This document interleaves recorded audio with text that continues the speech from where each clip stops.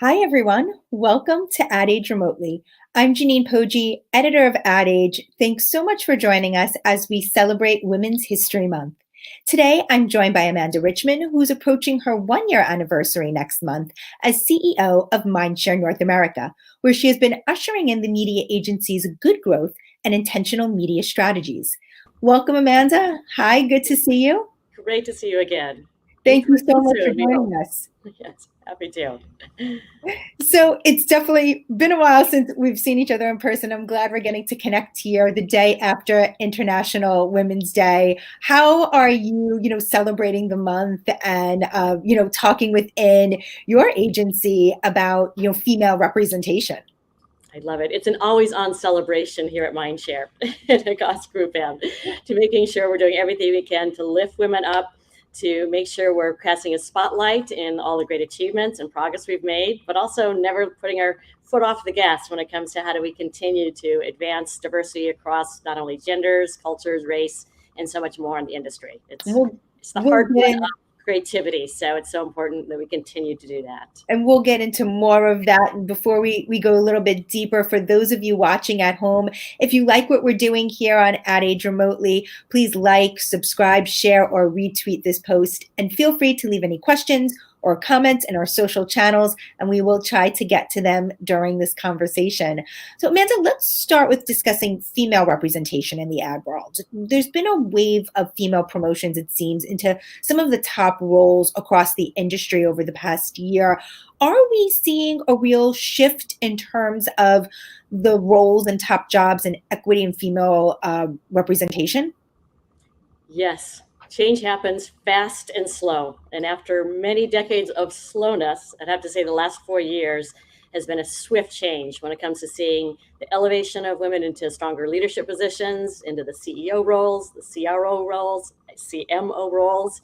And I just see that pace continuing as well. Given, I think, both this recognition of the skill set and leadership style that women often bring to the role, which is more important than ever when you think about that lens towards more inclusivity, kind of a sense of collaboration, and how do we bring teams together.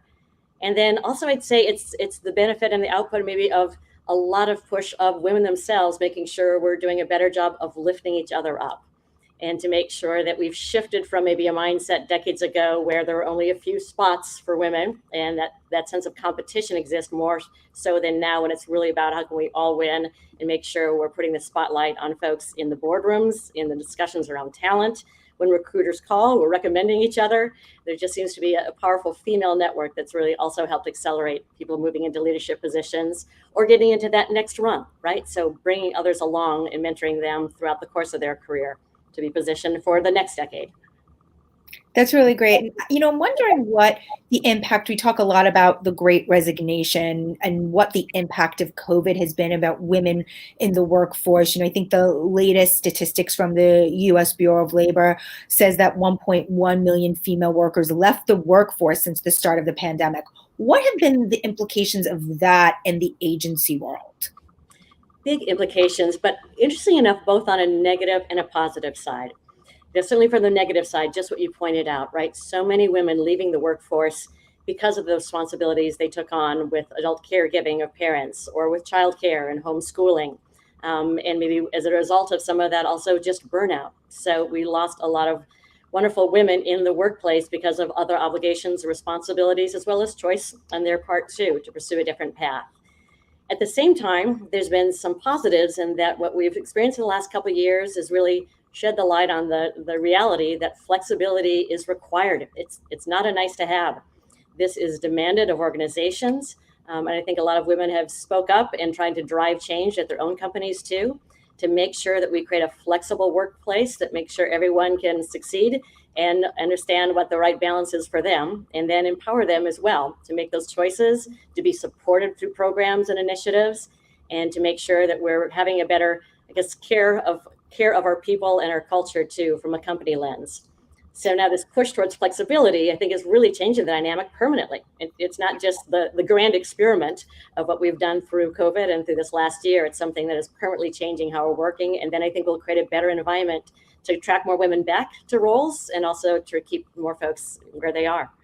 Yeah, let's talk a little bit more about that, because as we enter a period now where it seems like COVID is waning a bit, thankfully, and we're seeing more people return to either in-person events, return to a more steady cadence of back into the office. How does that flexibility translate for working moms and women who are caregivers who are sort of now having to make this new adjustment? What does flexibility mean moving forward? Great. What's nice is the lens that we're putting towards flexibility is it isn't one definition. It is very much about what's the conversation you need to have with your boss or with your team, and how do you create that right schedule that both delivers against the client's needs, but also is respective of the team and the individual.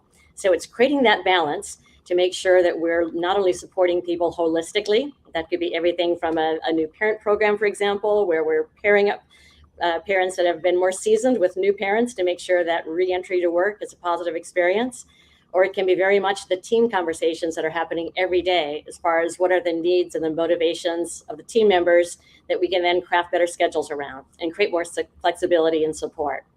It's definitely changing the dialogue in recruitment too, as you start to see flexibility being top right next to salary as far as the asks that folks have of what's the environment like and the culture and how will I feel supported and what level of flexibility will I have. So it then starts to get us into what are some new triggers and ways that we can support people, whether it's, childcare support or more flexible time off, or thinking about learning and development in a way to also have people come back into the workforce in ways that feels, that they're up to speed with all the change that's happening. So you start to almost customize what that return to work experience is like, and self-define what flexibility is as part of the job negotiation, and it's part of how we're trying to retain people. Yeah, I do wonder, like in a hybrid model of people in the office and not, and how that continues, what equity starts to look like, for those who maybe aren't in the office as much due to various reasons. Like, how do you make sure no one feels left out or excluded, and you sort of make sure everyone continues to be on the same playing field, which I think we got to a point during the pandemic when everyone was home and looking through a screen. It sort of felt like everyone had more of a voice because you're all represented in these like little boxes. And I wonder how that continues, as we see more hybrid schedules develop. It's a great question. It's really this next dimension of inclusivity, right? As we start to think about how then in the environment of a meeting or, opportunity to meet with clients, we become more inclusive of who's on screen and who's not in the room and who is in the room, and how do you direct that dialogue and almost be a bit of a moderator to make sure you're continuing to raise all voices and having different perspectives in the room. It definitely requires, I think, all of us companies to invest more in the technology to make sure that's a seamless experience in the office space, and that we're thinking about the office spaces in different ways too. And it's centered more around how do you bring people to collaborate and create. And if you think of that as a lens of why to return to office and when, you can start to have a better balance too of what's offsite focus time versus in-office time, and then what does that look like. But we definitely have to be conscious that it's not, presence equals promotion. No, the flexibility, the expectation of that you can be equally engaged if not present. And how do we make sure that we're inclusive in that forum to make sure voices are heard? What advice would you give to rising female leaders in the ad world? Run to the problem. Run to the problem. And there's plenty of challenges in our industry, but that is what. Which one? I mean, which problem? Whichever one you want to identify and you want to solve for. Literally, I think there's so much opportunity for people to see what could be improved, whether it's, in workflow or how we might advance a client relationship, or what's happening in the industry, how they might play a role in advancing diversity, equity, inclusion. There is no lack of problems that we can solve for at a micro level or a macro level. And the standout talent, the people that rise fastest in our industry, are those that have an eye for the problem, zoom back and have maybe a bigger picture view of that as well, and then bring people together as a team to solve it. And when they do that, their reputation rises. Do that without drama, just bring the team together. And it's amazing how fast and far you can go.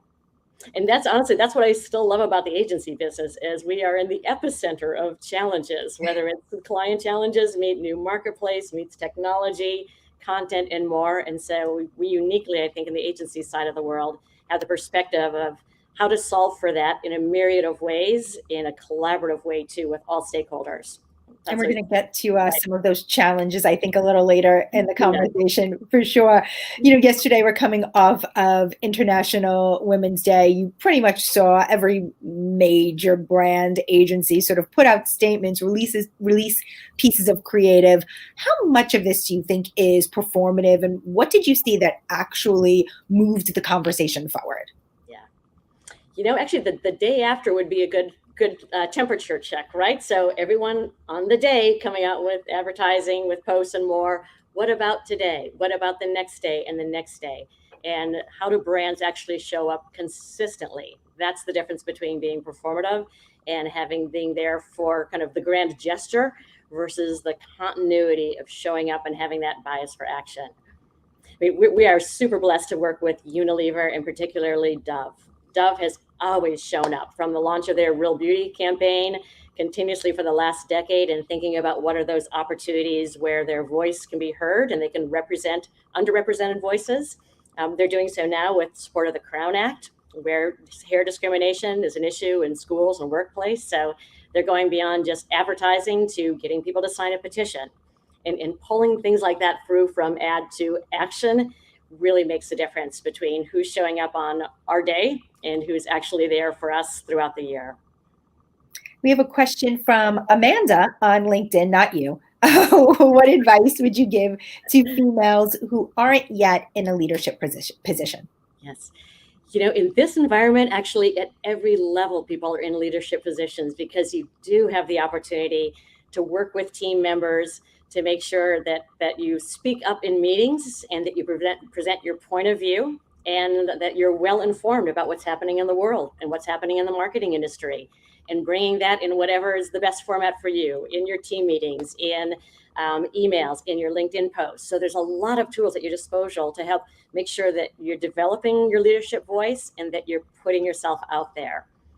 And then I think also there's so many good programs that are mentorship that start to put you on the radar of people outside of your organization itself, whether that's, She Runs It, 4As, AAF, great ways to start to build a network outside of your day-to-day role and your problem solving in that role. And then with that, keep connected to your peers, because I always say, as you enter the industry, you're often thinking about looking up and who to model and you get mentored from, but it's the people that you work with across that keep rising up over the years and will be your strongest support system. How has mentorship changed over the course of the pandemic? Does mentorship look differently now? It does. I think it's moved from this, this coffee meeting that used to be maybe a monthly check-in, quarterly check-in, to just this level of frequency.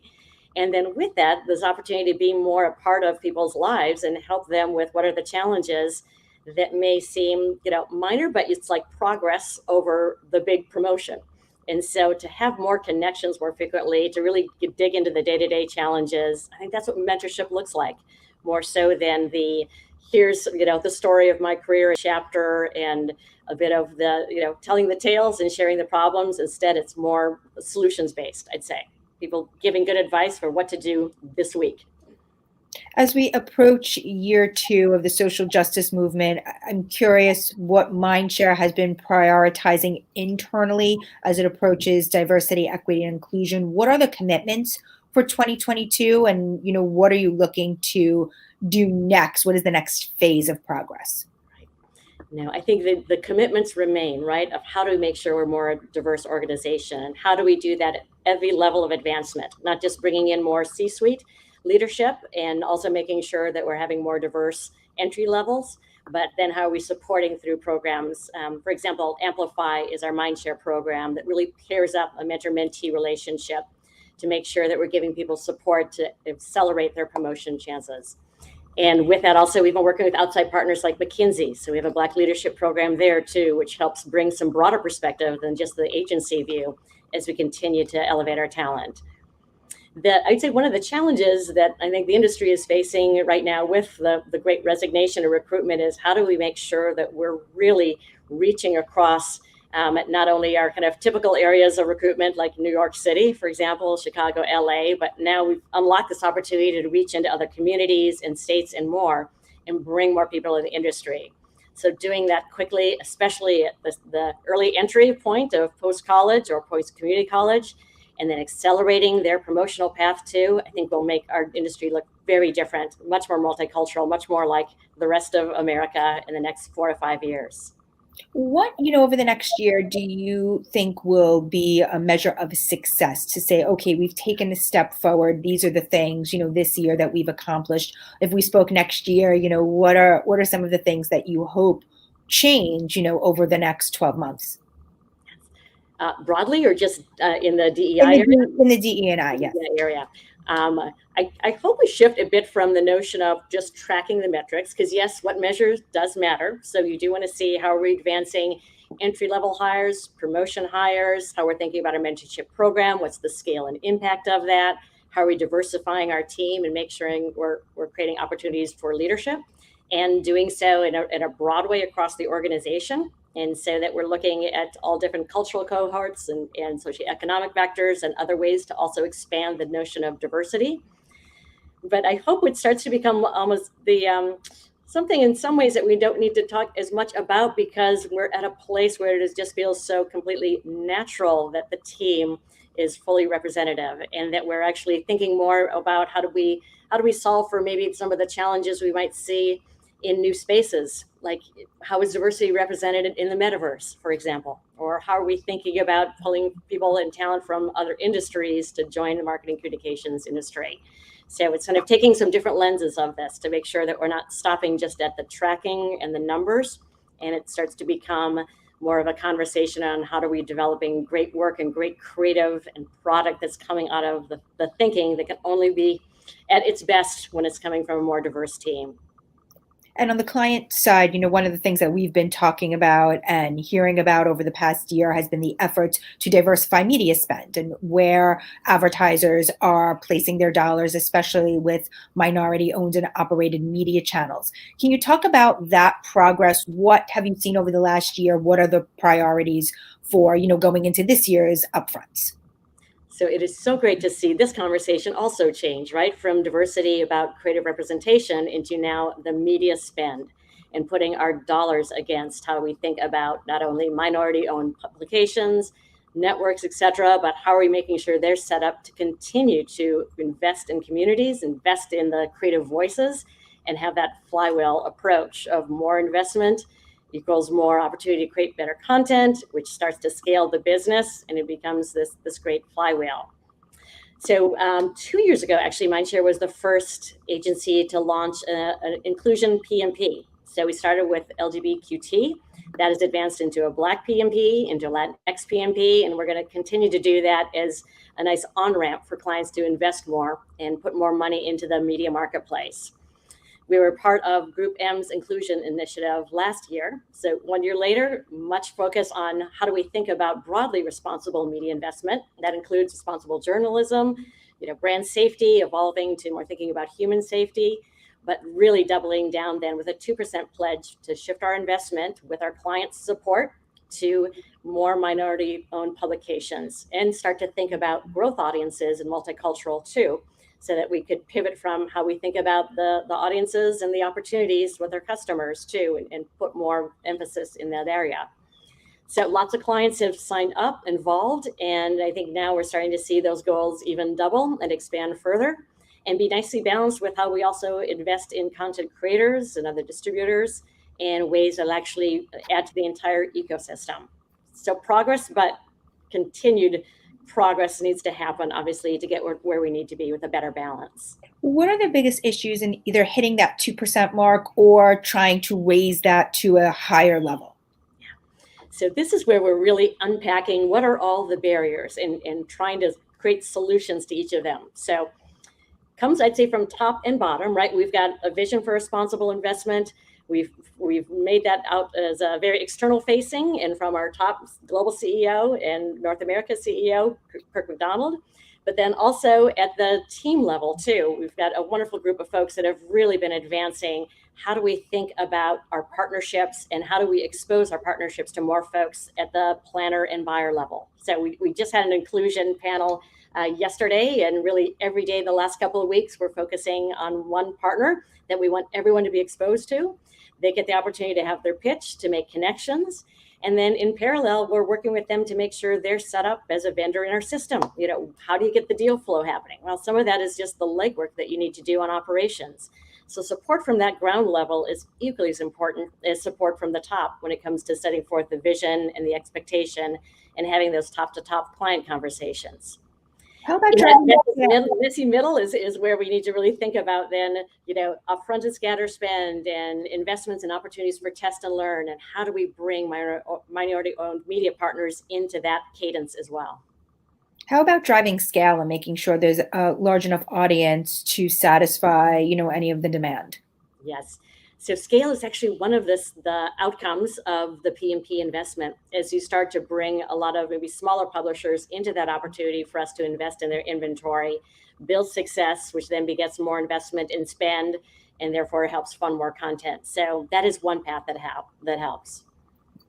I'm Janine Poggi, and I am here with Amanda Richman, who is CEO of Mindshare North America. Thank you to those of you who are watching at home. We have Dan, Shreya, Avery, Ashan, Lorena, Kelly, Chris, and Mojamel. Thank you for tuning in. And as a reminder, if you have any questions or comments, feel free to leave them on our social channels, and we will try to get to them during this conversation.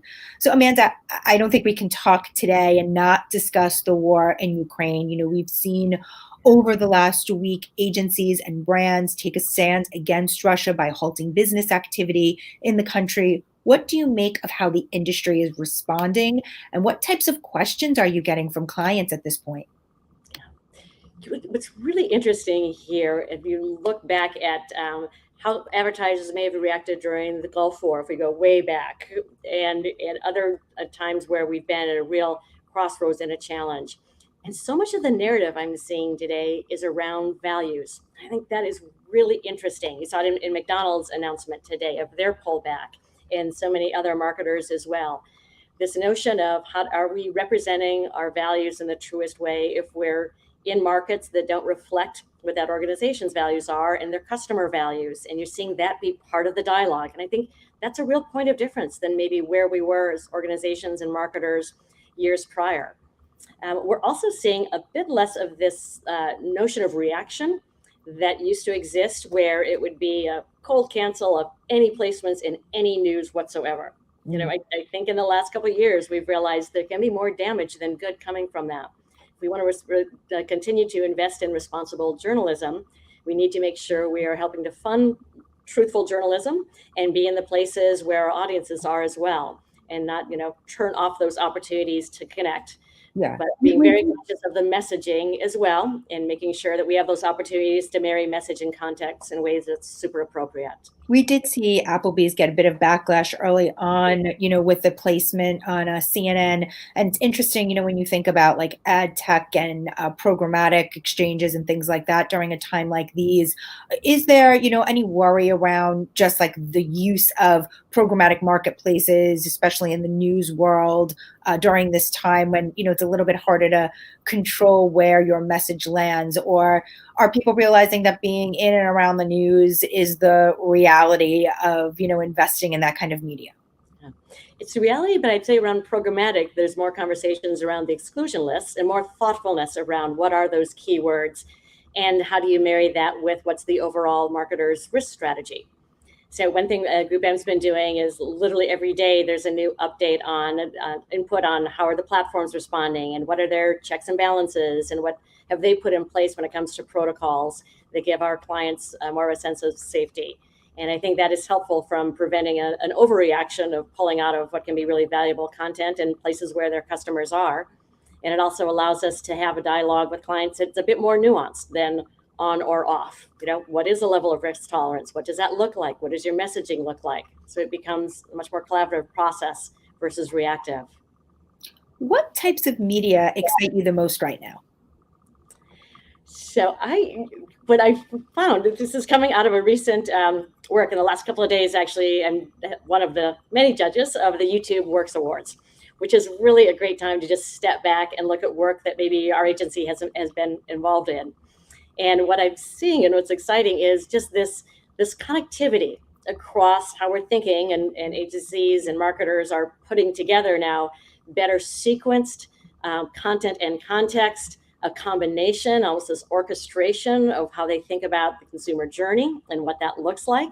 And we have so many opportunities to do that, that it's becoming less of this rush to what's the next platform and thinking about kind of a on or off. It's more this level of orchestration that we have in thinking about all the opportunities for content to truly be on the big screen with connected TV and what will bring them there that starts to bridge brand and performance. And to see us breaking away from these silos and getting back a bit to full funnel, but now doing that through a lot of interesting formats and platforms and partners, instead of what was the brand world, the performance world, and the two shall never meet. We're seeing clients and marketers really lean into that too and break apart these budgeting silos, structure silos. And I think that's starting to show up in the work. You mentioned a little earlier brand safety in the metaverse. How are you thinking about the metaverse, both from an internal agency perspective and then also advising your clients and the opportunities around things like NFTs and virtual worlds? Yes, we are trying to not repeat past mistakes where people are running to the next innovation without actually being thoughtful about what's the approach and what's appropriate. And part of that is making sure that we're having client dialogue around what is the value that your brand can bring to the consumer experience. And how do you think about not just the virtual realities, but the real realities and kind of the layers of realities that we should be thinking about and kind of programming against? So when you come into it with that dialogue of how do you think that you could add to that experience in the metaverse, what role does your brand play, that starts to then focus a conversation more on what would be an appropriate test and learn. Or if you're a brand with a portfolio with a lot of brands, what is the one brand that makes sense to experiment there that then can scale some of the learnings to the other brands in the organization? So the notion around like Web3 and how can we think about this combination of virtual reality, real reality, and what that experience looks like gets to be also another great opportunity for collaboration with media and creative agencies and the partners. So we're not quite at the point where our next coffee meeting will be in the metaverse, right? I hope not. Real coffee with you, Janine. Amanda, thank you so much for joining us. It was great speaking with you, and hope to see you soon. Same here, in real life. In real life. Thank you for those watching at home. Please tune in for Remotely in the coming weeks. You can take a look at adage.com/remotely. Also, as a reminder, we have our Leading Women Awards. The final deadline is March 29th, and people can submit at adage.com/Leading Women Awards. And as always, thank you to our Ad Age crew, Lauren Chiardio, Arabella Breck, and Anna Sakula for making this live stream happen. Thanks for tuning in.